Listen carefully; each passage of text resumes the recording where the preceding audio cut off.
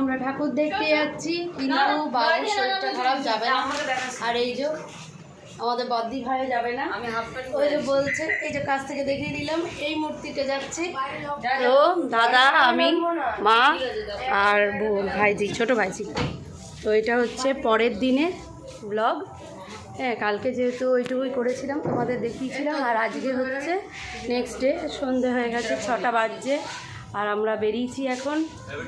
তো প্যান্ডেলে চলে এসেছি। তো খুব সুন্দর দেখলাম করেছে।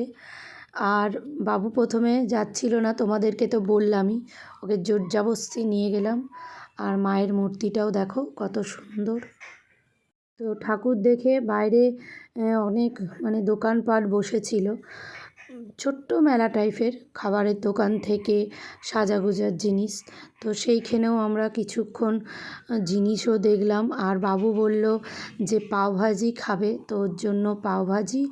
আর ছোটো পুচাই, যেটা আমার ছোটদার মেয়ে, সে বলল যে আমি চাট খাবো, তো ওর জন্য ওগুলো নেওয়া হলো। আর ততক্ষণ দাঁড়িয়ে দাঁড়িয়ে আমরা ওখানে যে কসমেটিক জিনিস ছিল সেগুলো আমরা দেখছিলাম।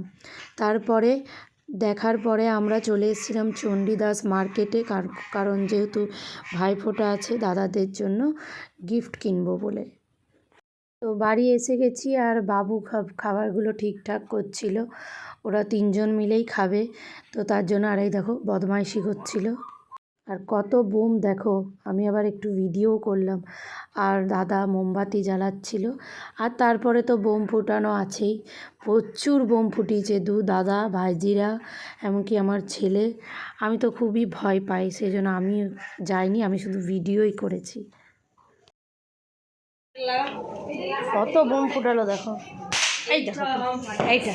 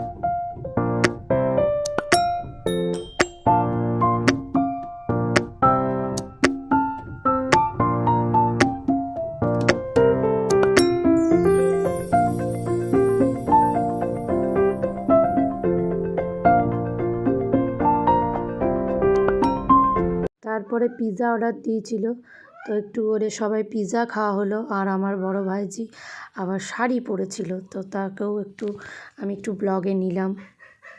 তো প্রচণ্ড আনন্দ হলো, সবাই এসেছিল, বোম ফাটালাম। আর এরই সাথে ব্লগটা শেষ করছি। তোমাদের যদি কিছু ভালো লেগে থাকে, তোমরা লাইক, কমেন্ট, শেয়ার এবং সাবস্ক্রাইব করো। আর দেখতে থাকো ব্লগ উইথ লিলি।